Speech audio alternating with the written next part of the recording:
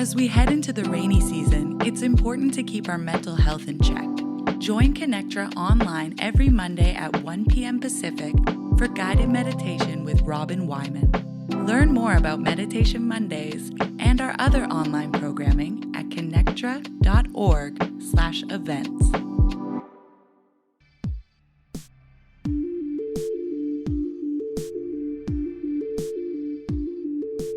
This podcast is brought to you by Reimagine Radio, the online radio station that aims to give you information on disability and music.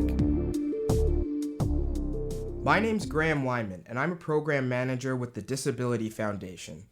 Today on Reimagine Radio for the VAMS Artist Feature, we are joined by the one and only Jaycee Warfield. How are you doing today, Jaycee? Good. How are you doing? I'm doing well, thanks. You know, it's been a stormy weekend, but just looking outside today, the mountains are finally have some snow. It's looking beautiful. Yeah, the out sun's shining here, and it's a good day for me to do this. I'm glad I'm doing it with you. Oh, no, this is nervous. Oh, you'll do fine. You'll do fine. So, Jaycee, to get us started, when did you first start taking an interest in music, and could you tell our listeners about the first instrument that you picked up? I think I started getting interested in music when I was in school. I always, like to look at the guys with the bands that had the guitars and the big trombones and whatever. Mm-hmm. But in my household, there was no such thing as music. I wasn't allowed to do any kind of curricular things like that. So I just watched. I tried to join the choir, and I didn't sing well enough to join. And in my music class, I'm now confession time, I actually cheated because I couldn't read music, and it was Every Good Boy Deserves Fudge and FAC, and I put it on my fingers, and I was in ink, and I was looking at it, answering the questions, and I got kicked out of music class with a big F and not invited back for the. So my music, I was interested in it, but I wasn't. But anybody who had an instrument, I'd always hang with them. It was just from the outside. At my house, music wasn't made for girls, and it was not. I lived in a lot of houses, and there was no money to rent or stay in it to do that. So but I will say this: when I went out on my own, the first thing I bought was my very own guitar. And it was over $100, and I worked 3 jobs and was living on my own, and I was putting myself through school. And I decided to buy a guitar, even though I had no lessons and no money for lessons. I decided to buy a guitar so that I could hitchhike down to the States. And I had this idea that if you had a guitar with a 60-pound back, you would be safer because you're carrying this guitar. That was in my mind at the time. I've matured since then, but that was the way I thought. So I was hitchhiking with this guitar, and people would say, "Oh, what do you play?" And then I would sort of hum and haw, and finally I got caught. I was sitting on the side of a highway, and the guy said, "Come on, let's jam." And I said, "I don't even know how to play a chord." And he said, "Well, I'll show you an A chord." And that's how I started. Never had a lesson. I just met people along the way and said, "Oh, come over to the beach. When I look at you, just play G."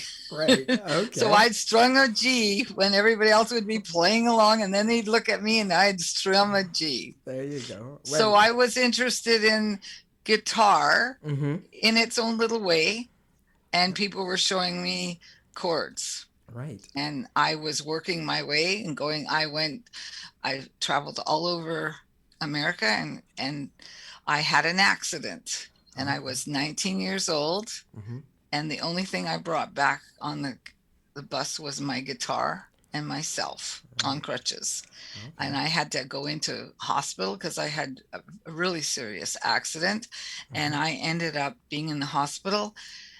Again, I had the guitar with me. My guitar was like a friend. Of course. And I had learned a few chords, and then I met my husband, and he thought that I was going to be this superstar singer. People who love you think you're so perfect. Right. And I ended up learning to teach. I taught myself how to play guitar and taught myself to sing some songs. And my husband got me a job at the Lakeview Hotel with Merle and Jaycee Schrader, who were the owners. Yeah. And we would drive 60 miles into town. We'd get hot water, a room, and he'd go to the bar and I'd sit in the lounge and sing. No speakers, nothing, just me and the guitar. I think I made $15 or $20 a night. There you go. And so I guess what type of music would you have been playing back then? Anything that had 3 chords that I could learn the words to. Okay. And like, could you give us an example of a few things that you might have been playing back then? I would think Take the Ribbons from My Hair was a song that I finished every night with when I played. And I played 2 nights and we get to have, and I got tips, which was really good. But my husband, and then when I played there, somebody came and asked me if I'd go to the Kamloops and play with their band. They needed a singer for a couple of weeks. And I did that, and I learned there that I don't know anything about music. People would say, we're playing in G. Why are you in C? Well, just the learning experience at that point. I didn't know. Yeah. But he said, just don't hit your guitar too hard. Just strum it, pretend you're and just sing. Right. Now, I guess, who might be some of your influences when you're playing music and when you're singing? I think I like John Denver, Krista Burr. Okay, yeah. Of course. And now since I've been with VAMS, I've got this whole array. I mean, I like Neil Diamond. There's so many things. I didn't realize where I lived, I had no electricity, and we lived 60 miles out of town. So there wasn't a lot of music. It came on cassettes. Right. Yeah. You know, that was how, and somebody say, here's a song, Jaycee, you should learn it. And I would sit down and write it out in pencil and sit there and try it. If it fit between C and D and G, I could play it. Right. And I was told that I did a not too bad of a job, but that had 16 chords in it. And he said he never met anybody that could play that song with 3 chords. Hey, yeah, exactly. Your own interpretation of it, right? Yes. Yeah. So you mentioned VAMS. Maybe you could tell our listeners, how did you find out about the program? I had heard it through, somebody was speaking about it, but then I looked on it on the internet because I had taken a computer course and I had come down to Burnaby to the Neil Squire Society. Yeah. And I kept looking up and I got it a couple times and I filled out the little box, but I never got a return. Right. And then I'd leave it, go away for, another year or 6 months or whatever. Yeah. And then this one day I realized that I wasn't speaking properly and I wasn't using my hands properly. And I was tired of going to hospital and saying, oh, you'll be fine if you get 70% back. And I thought, no, I need to speak properly and I need to use my hands.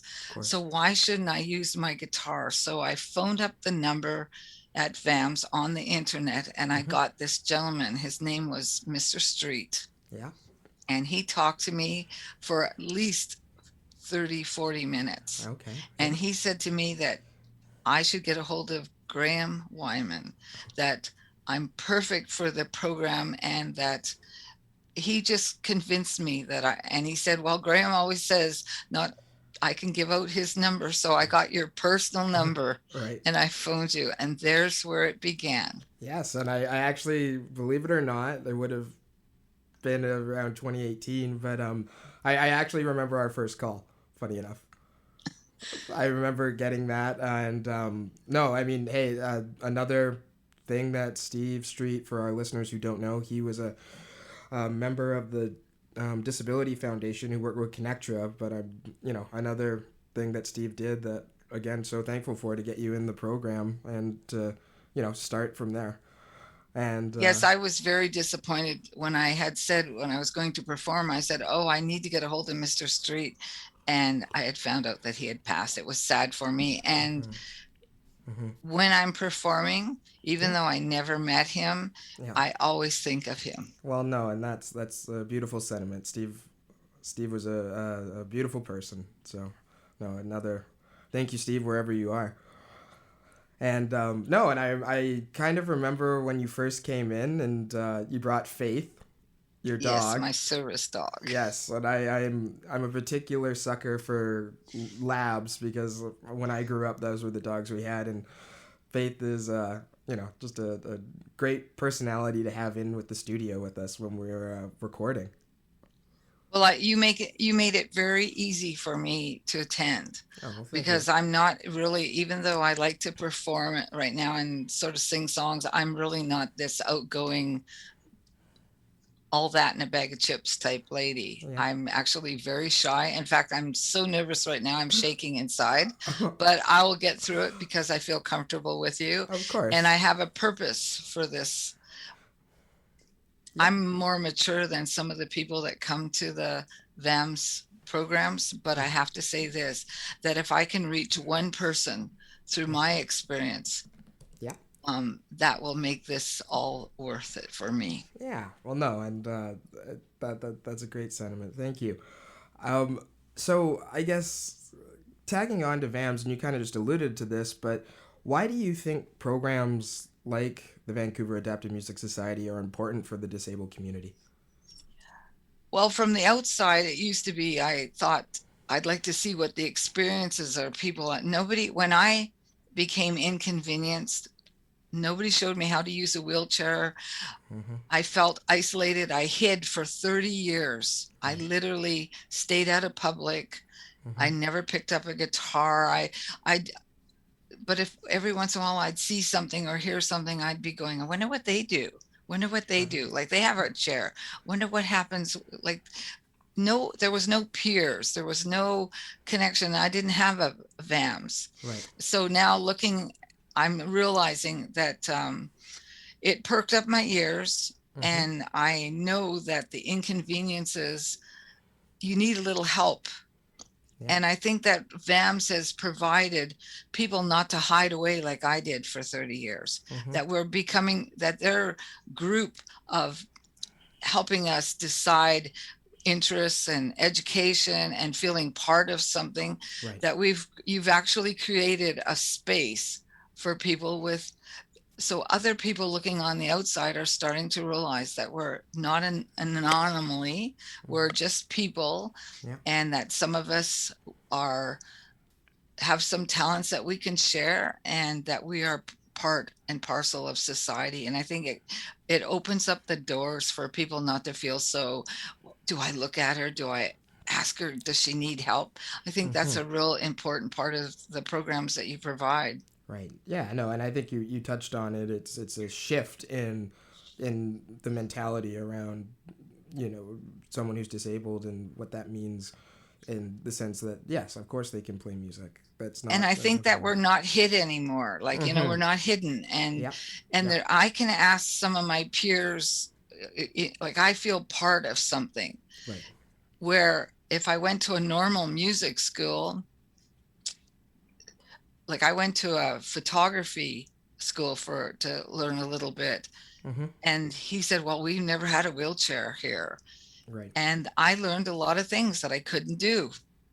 Where at VAMS, I'm learning the things that I can do instead of being pointed out what you can't do. Mm-hmm. You guys have taught me adaptation, when my fingers don't work on something, how to play it differently. Right.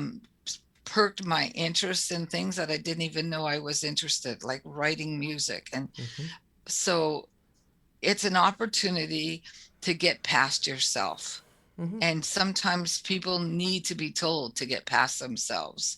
I got told no negativity when you come into this room, because I was so full of negativity. I'm always so hesitant. Right. But I had to get past myself. When you made me write a song, yeah, and I ended up performing that song or whatever, yeah, I had to get past something.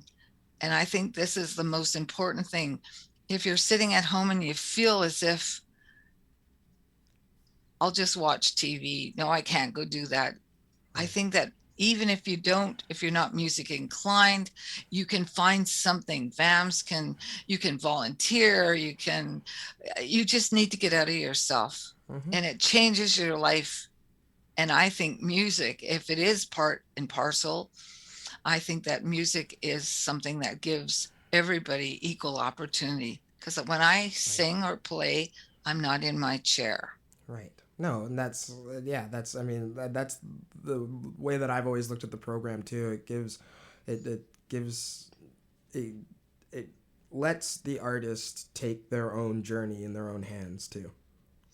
But it wouldn't be possible if it wasn't for the fact that the VAMS organization, the support that's been given to us, the opportunities, the donations, the volunteers. I have, I'm taking piano right now, and so I'm learning mini school on this mini pilot thing of songwriting and audio tech stuff. I'm like overwhelmed at my age to have the opportunity and feel like I'm part of this family and this thing, that my disability or my inconvenience has nothing to do with it. It's my ability to use my brain and my wants to drive me forward. But without your support, Graham, or Bryden's or Rachel's or whoever, or even Maya when she played, the people, it's more than just a few people. It's everybody. It's the people who donate. It's the people who provide. It's the people who make it possible. And I feel privileged.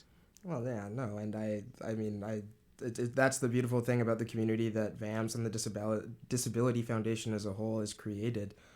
And I fully agree with that sentiment. And so you did touch on one thing that I'd like to talk about for a sec. In 2019, you performed your first concert with VAMS at the Strong X Concert Series at Studio 700, which is located in the CBC building. How did you find that experience? Well, for myself, I wanted to get off stage and be sick because I was so nervous. But I learned so much in that moment. It opened up the clouds and it let me become part of the VAMS. It made me secure. It made me feel like I was not this wheelchair gal, that I had some talent maybe, and that I could share something that made me feel whole. And I felt so wonderful that I went outside and I put my hands up in the rain and I let my wheelchair roll down this huge block, screaming at the top of my lungs. And I'm sure they must have thought I was crazy. But the truth of the matter is I finally felt like I had found something and I was a part of something. And that the people that supported me gave me that special gift. Well, yeah, no, Jaycee, and I to our listeners, I didn't even know about that story until right now. No, and that it's definitely one of the highlights in the past few years. I remember, and we were playing with Maya, who was a volunteer with VAMS, and around, essentially, we were able to, or sorry, my apologies. The song was "Escape to My Dreams." That is one of my favorite pieces you've ever written, and I love performing on it. It was that was it out of the show too. That was a particular highlight to me to be there, playing and performing with you on stage for that one because it's a beautiful track. I feel as if I would have never written a song or did anything if it wasn't for your encouragement. I truly believe that I would have been still sitting in the house watching television and not, I mean, I go out and I volunteer and do other things, but this is something that comes from within myself. I feel like music was there, it just never got out. And if I had any regrets, which I don't, but I wish I had found VAMS earlier in my life. Right. Yeah. No. Well, I'm glad. As I said, we the relationship that we've kind of gained over the last few years. It's been a very learning experience for myself as well. So no. And I feel like it's interesting to be able to go on to these classes and meet other people and see their accomplishments and be able to speak with people. It's just an amazing adventure that everybody should experience. Yeah, no, and so speaking of that, you're currently enrolled in 2 courses with the VAMS Mini School. The courses are pre-production of a record and songwriting. What are what are some of the things that you have learned so far? The first thing I learned is the great, wonderful volunteers and the staff that make this possible. I'm for the first time in at my age, I can read music. I can play songs with two hands on the piano. Yes, Yeah. they're very beginning songs. I can understand things that I've never understood. It just has opened up a whole river of water just flowing out. I can't get enough of it. And even though I'm a little slow at the intake of it, I have so much, everybody around has so much patience. And I get to, it's, I don't know why, but I think it's the most wonderful program that I've ever attended to. Is VAMS never disappoints me. Whatever is going on, there's always somebody. If you can't get it, they're patient. If you need a little more time, it's just wonderful because it's a way of learning something. And then after you're learning it, I feel like all I want to do is give back. And at my age, I'm not going to be some fantastic musician or a piano player, but I will say this, that if I can do it at my age, anybody can do it. I just want to, I hope to inspire somebody to not sit and wait as long as I have and to get out. And that VAMS as an organization will give you the opportunity. If it only gives you an opportunity to realize that you can accomplish something, that you can go out in public and feel a little more. I went and took a wheelchair course from coming to VAMS. I met someone that said, oh, you should learn to use a wheelchair. I had never learned to use a wheelchair in 40 years. Right. So I went to the Bloom building for a few weeks and learned. I would have never got that if I had not come to VAMS. Right. VAMS opens the door to a lot of things. Maybe I wouldn't have been a musician, but I would have been a good wheelchair person. Well, just touching on, I personally think you're a very talented songwriter. I know as I've luckily been able to be a part of a few of your writing process. So no, you I don't sometimes feel you give yourself enough credit. I don't, because my whole entire life, I mean, I'm in my 70s now, and my whole life, yes, I could sing a song and somebody liked it, but I always was reminded that I only use 3 chords. Now I'm playing chords with even yourself. You showed me how to do chords that I couldn't reach before. There's so many little things that make playing the guitar easier. And so I feel as if it's all so new to me. I'm like this little kid still, just learning everything, even though I'm in this older body. Right. And I feel as if VAMS supports me in the most exciting part of my life, even though it's basically I'm in the fall of my life, and yet I feel like I'm in the spring of being a musician. If I could say those words. I was going to say, I think you got a new song on your hands there. Well, Jaycee, in the 4 years that you have been a part of the Vancouver Adapted Music Society, is there a particular moment or experience that has stood out for you? For me, there's been so many, like so many firsts, like today, doing my first podcast ever. Right. Imagine, I have never done a podcast. The most moment that stands out, however, is when I performed with you and reconnected to something I had lost over the years. I've been hiding and kind of living. So being a part of this VAMS has become just almost as like a breath I take every day. Because without VAMS and its connections and the people, I wouldn't belong.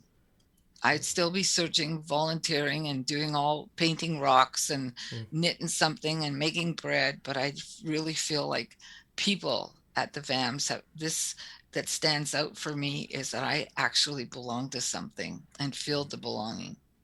Well, yeah, no, Jaycee, that's you basically the the passion that you have for music and the way that you've come into the program, whether it was the lesson side or the recording side or even the performance side, you were seeing you go through the program again gives me that sense of we're really doing something special. And I had wrote a note to myself that said I'd like to have said, Yeah. Beside the fact that I hit a lot of years being part of VAMS, I hope I can pass this gift I've been given to me. Possibilities are opportunities you must, believe me, you must take. Yeah. No, well, that's a great sentiment, and hopefully someone hears your words and just takes that opportunity to contact us at the Vancouver Adapted Music Society. I hope so, because that is my goal. My goal is to be a representation of possibilities that what VAM can do, because I don't fit the normal. I'm not some young teenager that's going to have 30 years to learn that piano. And yet you still give me the opportunity, and that Rachel still offers her services as a volunteer. And Bryden, it's just amazing. Like, I could go on and on. I'm sure even the musicians that I like, Mark and Dave and all the people I've met, it just feels like the most important thing in life is to belong. And I don't have like kids or a husband and family, but I do have VAMS. Wow. Well, and we have you. Well, Jaycee, I would like to thank you very much for being on the artist feature with Reimagine Radio, and always enjoy talking to you. So I'd just like to say thanks for being on the program. Thank you for having me. Of course. And to our listeners out there, stay safe and keep that music flowing.